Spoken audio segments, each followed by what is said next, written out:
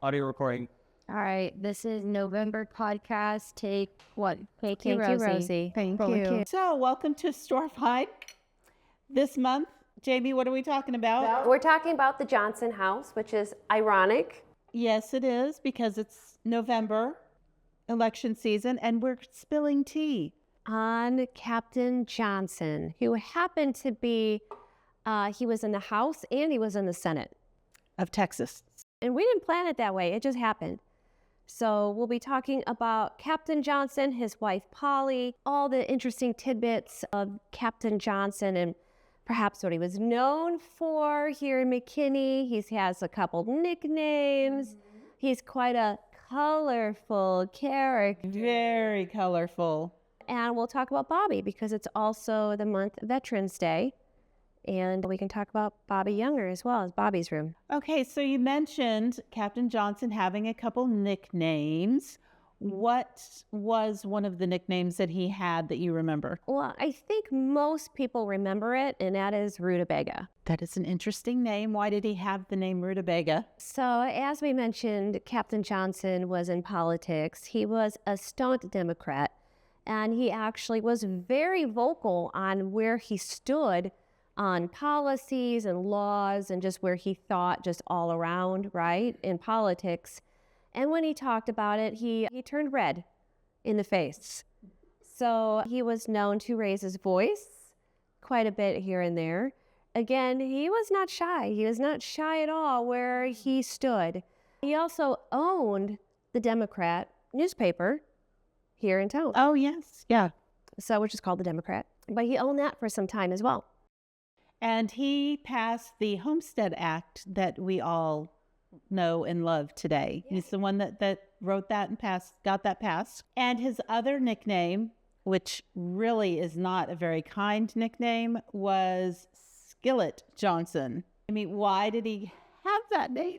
Okay, so yeah, every time I tell this on our tours, everyone's like, oh, and I'm like, oh, I'm sorry, that's how it was. So Captain Johnson owned some properties, including some in town, and he owned they were called shotgun houses and rental houses, not too far from here actually. And he had a tenant, a woman who had not paid her rent. And so he went to go collect the rent, and she basically told him, I can pay you or I can feed my children. So he took her skillet. That was nice. Yes. I bet she had some choice words for him. Maybe. But back then, of course, you wouldn't, right? You would mind your P's and Q's, and you would probably handle it a lot better than I think I would handle it today. Mm-hmm. So we know Captain Johnson came here in 1861. He did have a hard life. When he came, he actually was taking care of his mother and his sisters for a time before he came to Texas because his dad passed away, and he was only like 13 years old. 13 or 14 when his father passed. And so he was the man of the house, and he took care of his mother and his two sisters. I know before he came, he had met his soon-to-be wife, Polly. We did talk about Polly in the March episode, so you can look back on that and find some really great information on her as well. But they had an interesting marriage, wedding, I guess you could say. Yeah. Her father did not want her to marry him. And so he rode up to her house on a horse, and she climbed out of her window, and they got on the horse and they ended up eloping. Yep, in the middle of the night. Sneaky. Sneaky. I think that's some serious tea right there. That is some tea. Here. Cheers to that tea. So they ended up having 13 children, and 5 of them lived to adulthood. I know one interesting story is that one of his sons was up north. I think he was going to college up north, and he was killed by a croquet ball. Yeah, it was a freak accident. It was a freak accident. And then one of his children passed away, and he was buried. He's the first one buried in Johnson Cemetery. In the Johnson Cemetery that's north of town, where they had land. And I think they owned the land for quite some time, even while they lived in town. So, and he was the one, they used to go hunting out there. And I think he was ill And he told his dad, bury me under the tree. It was like the hunting tree where they would sit. And that's where he's buried. Yeah, so they lived out there, and the Johnson Cemetery is still there. And then they moved into town in 1878 into the house on our property that was built in 1870 by photographer Harmon. Harmon, yes. And Harmon and his family lived there. And then I can't remember where they moved, but Mr. Harmon ended up selling it to Mr. Johnson. Okay. And Mr. Harmon, it's so funny how all of the histories interlock here, especially here at Chestnut Square, because Mr. Harmon was known for taking the last photo of Stephen Ballou, who was the first legal hanging here in McKinney. Mr. Harmon took his final photo. I think we might have touched on that in the October podcast. Yes, I think we did. But I think that that's just fascinating that the Ferris house, which is where the jury was sequestered, had a lot to do with the Ballou trial. Right. And then the Johnson house is also connected to that in a little bit. So, and then even though like Captain Johnson moved here to town because of education wise, right, school wise, the school was about 2 miles down the street, which I read is actually very common for the school to be like 2 miles out. That was just like the normal distance. I never thought of that, but every time I read anything, it's like, yes, it's like schools, you wanted to be like within 2 miles of the school. And so it was literally like 2 miles down the road. And he was really big on education for his sons, not so much his daughters. Now, I'm not saying they weren't educated, and they probably were to an extent, but I don't think any of them were probably encouraged to go to college like his sons were. The crazy thing about that is that Captain Johnson received a lot of his education from his wife. So that's just kind of like, it's not ironic. It's just, I don't know. It's interesting. Odd, yes. Right? It's just kind of odd that he got a lot of his education from his wife, Polly, but he didn't feel it was necessary for his daughters to go. But then at the same time, you got to think like a long time ago, I mean, even if they went for a profession, a lot of professions like a teacher, let's say, you couldn't be married. So the second you were married, you couldn't have that profession anyway. Right. So maybe there is like logic behind it and not so much like sexism, right? Maybe he's just like, when you get married, you're not going to be able to do it anyway. Right. Yeah. And who knows, maybe by that time, they already had their eyes on somebody, you know, going towards marriage. If only walls could talk. Then we could be like, Captain Johnson, let's talk about this because I need to understand this. As a woman, I need to understand this. But yes. And then I really encourage you to go back and look at the March episode of talking about the women of Chestnut Square and Polly with her apples because that's a lot of fun. And we're drinking apple spice. We are drinking apple spice in honor of Polly. So that's right. And it's really sad that of the 13 children, only 5 made it to adulthood. And I think a lot of people are shocked, like when we go into the house, which is a beautiful house, by the way. It's used as our bridal suite. And I can honestly say it's my favorite, next to the Delaney cottage, the Johnson house. And it's an absolutely like lovely house. And there's only 3 bedrooms. So when they're like 13 kids, and I'm like, oh, well, only 5 made to adulthood, and they all didn't live here. And the bedrooms upstairs are pretty big. They are big. So you could put a couple girls in one and boys in the other. So speaking of upstairs, what we have upstairs, a very special room. And that's Bobby's room. And I think we may have talked about Bobby before. We may have mentioned him. He's been coming up a lot lately. Yes. But there's just a lot going on because we got to go to Bobby's funeral actually this year, and he passed in 1944. So it's some of his remains were brought back here to McKinney, and they laid him to rest next to his parents. Yeah, in Allen. And it was beautiful, full military honors. And we were able to speak with the family. Yes. And they always know that they can come and see Bobby's room. And they have, but that's like, it's just amazing how it's been coming up a lot. Yes. But Bobby, if you don't know, he was a McKinney son. that went to serve our country during World War II, as many did. A lot of young men went to serve from McKinney, and Bobby was one of them. He actually went into the Army Air Corps, and he was a ball turret gunner on a B-17. Went to be a pilot, but he didn't pass the pilot test, and so, but he still wanted to be in the plane. You know, and I talked to some other gentlemen that have been in B-17s, and they're like, oh, he must have been short like me. Yes. And that's probably why he got the position he did, because you had to have a certain height. You couldn't be too tall because you're literally in the belly of the plane. You're like the belly button that comes down outside the bottom of the plane, and you're in field position like the whole time when you get in, and you're there the whole flight. It wasn't very comfortable. It was cold. And that's where he would be for the entire flight. They flew missions over Germany, and they were bombing like supply factories and rail lines, and that would have been their mission. And it was on their 13th mission, November 2nd, 1944. Bobby was only 19 years old, and his bomber, called Bombardier, went down. He was actually listed as MIA for a year before they announced him deceased, because during the war, you couldn't really keep maps, right? I mean, you're flying over, they were being attacked, and they had to get out of there. I don't remember how many planes went down. A lot went down with Bobby's plane as well. And they could mark a little bit about where they were, but then nobody really knew. So when a lot of these planes went down, Germany was still, at war, and we weren't on the ground yet. So these planes went down in enemy territory, and nobody knew where it was.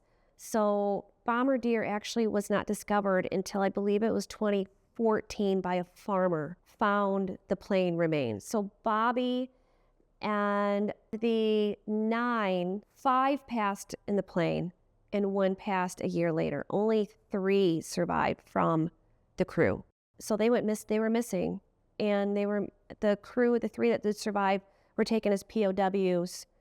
So again, it's not like they just walked in like, oh, it's right here. They were taken to a camp, and they were in there for the duration of the war until 1945. So the plane wasn't discovered. Bobby was missing, and it was in 2014 that they found the plane, and they were able to identify the remains, and they were able to identify Bobby. And so Bobby came home in 2017 and was buried in Arlington National Park with the rest of the crew that they were able to identify. They're all together, but the family found later on that there were actually some remains that were sent to them. The family member that went to the burial got some remains, and he fully intended to have him buried, but then something happened to him. Yeah. And then the family just recently found them, and so they had the full military burial here. And it was really beautiful. It was. But the room is, it symbolizes, of course, Bobby, who gave his life for our country, but it really symbolizes that whole greatest generation, Yes. right? That generation that went to war and fought for our country. And so I'm sure you can tell by the way I talk, it's my favorite room. It's my favorite room. I mean, I love history, but there's something about that history that just really gets me right there. And so it's, we've got a lot of Bobby's original belongings. His childhood home was torn down. The family did give us a lot of his belongings, though. We have his McKinney High jacket. Mm-hmm. We have his yearbook, his A&M jumpsuit or coveralls. Yes, his coveralls. We have that as well. We have a lot of the letters that Bobby wrote home. And as Annie said earlier, it's funny because we find interlocking history here. Bobby is related to Captain Johnson. So it's fitting that his room is in the Johnson house. Yeah. And there's also, if you come and you see Bobby's room, you're going to see an empty bottle of RC Cola. And what we love about that story is that Bobby and his friend they did a paper route together, and they would stop by the store and buy a bottle of RC and a moon pie. And they would take turns as to who got the first sip, The first swig. the first swig of the of the RC soda, and that was a memory that his friend shared. Yeah. It's neat that we have all like these little like things of history that are like all throughout our houses. So like that one, for example, if you went in Bobby's room, you would look over at the writing desk and there's an RC cola bottle, right? And some people might just go, oh, RC, but there was actually like, there's a lot of There's a meaning reason. behind all these things that are in our homes. Yes. And so it's really fun. So when you come and visit, you can ask questions like, oh, does this mean anything? Or is this stand for anything? Or what's this for? And a man named Hank Evers is one of the ones that is mainly responsible for Bobby's room. He is a great man, and he shared lots of stories. He was near and dear to him, and so he paid attention to those little details. So Hank is one of the reasons that room is so detail oriented, and we have all of the stories of Bobby. He wanted to make sure that lived on. Yeah, and that's great. We have pictures, and we also have memorabilia from other McKinney men, young men that went and served during that time. So all the uniforms in there, they're not all Bobby's. A lot of them are just from other, McKinney citizens, and that's important, right? Because we're McKinney's history, and it's just a glimpse into that time of those that served in the area. Yes. But it's also, now I feel like, oh, sad, and it is, but it's also our bridal suites, and it's just a beautiful home. And I love that, the brides, if you were to rent our facility here for your beautiful wedding, it's something that they can put on, that they can bring on to their package, and they can get ready in the Johnson house. So you get to get ready in a historic 1870 home. Yes. It's a Victorian home. It's beautiful inside. So many photo ops. I know I was in a wedding earlier this year, and she had the Johnson house, and we got so many great photos just around the table in the master bedroom that has Tuck Hill's bed. bedroom set. Yes. Come on, McKinney, you know Tuck Hill. We all know Tuck Hill, right? Well, we can talk about him in future episodes. We'll spill some tea on Tuck. Spilling a lot of tea coming up, but it's just a beautiful home. Yes, it is. So, and whether you get to go inside or have pictures outside for your special day, or you're just visiting the village, it's just a beautiful home. Mm-hmm. And I feel like we're really lucky to have the Johnson house as part of our property, because that actually did open up like the whole other side of our village. They owned that property, yeah. We bought the house in 94. I believe so. Okay, no, it was in the 90s. In the 90s, yeah. And it was in really bad shape. And again, big kudos to, Chestnut Square's staff and board, and really bringing on these buildings and really putting love and attention into them. And so, because now we have what we have. And when we bought the Johnson house, we bought that whole side, the village. So we went from just one block to 2 city blocks, and we were able to save more buildings. And what's interesting, again, the way that the families tie together is obviously the Delaney house was here, and the Johnson house is still on its original property. But Joseph Delaney bought the Johnson house and then rented it back to the family because they still wanted to live there, but they couldn't afford to purchase it. And so he bought it. Yeah. And allowed them to live there. And I think this was well after Captain Johnson passed. Oh, yes, definitely. But, it stayed in the family. And yeah, as neighbors, as good neighbors here in McKinney, the Delaneys, Joseph Delaney helped them out so they could stay in their home. So now I have something interesting. Oh, yes. And I have kind of a call out to the people of McKinney. Maybe if you know these families, you could please reach out to us, maybe leave a comment. But these are 2 gavels. I was in the Johnson house the other day, and I found these 2 gavels. And Jamie, what is written on your gavel? Oh my goodness.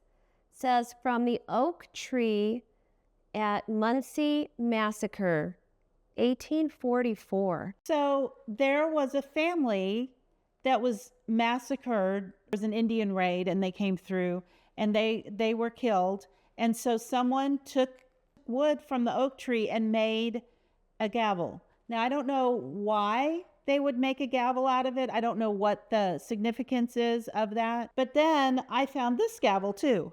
So it's two different gavels.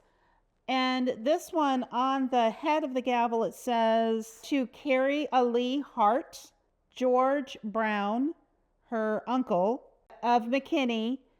And it says July 17th, 1939. So I thought, well, that's interesting. And then as I looked on the handle, there's a bunch of writing that I think it was written in pencil, so it's very hard to see. But it talks about Joseph Russell and moving to Plano, and it says 1845 on it. So I did a little bit of research, and George Brown was a descendant of Joseph Russell, and Russell family came down in 1845, and they settled on the land where the Muncie Massacre took place. What? So these two gavels are connected in somehow, but I don't know how. So through my research, I have found that the Russell family did settle near the Indian Hole where the Muncie Massacre had taken place just a year before. So if anybody in McKinney has any idea how these two would be connected, could you please comment or go on our Facebook page and leave me some information, or give us a call here at Chestnut Square. I would love to talk to you about it. Yeah, that's pretty interesting. So it's a mystery. Well, that's some tea. That is some tea. Is there anything else in the Johnson house that you want to discuss? Do you have anything that's a favorite of yours in the Johnson house? Just Bobby's room. Bobby's room, his whole room. His whole room. Yes, and and the stuff that's in the hallway, right? Mm-hmm. And I know we're working on bringing more stuff into the Johnson house, because we used to have like all this quilt stuff up there, and we're changing that out and we're moving things around. But yeah, no, Bobby's room. Yeah. Yeah, hands down. What about yours?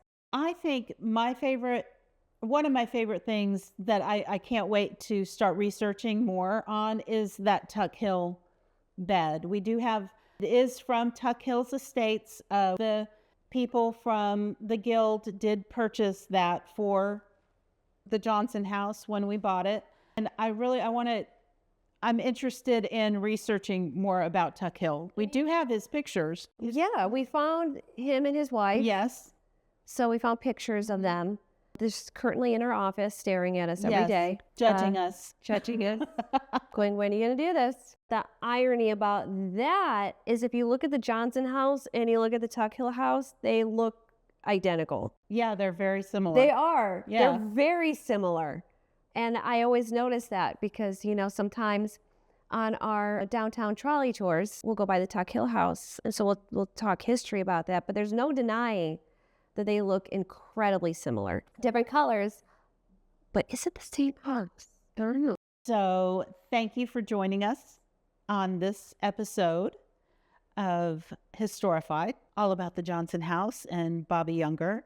And I'm sure that stories from the family will come out more and more in future episodes of Historified. But be sure to subscribe to our channel here and follow us on Facebook and Instagram. And if you have any other questions, feel free to comment to us. Visit our website at chestnutsquare.org, and we have lots of events coming up, and we hope to see you here at Chestnut Square. That's right. And that, my friends, is the tea for this month. Yes.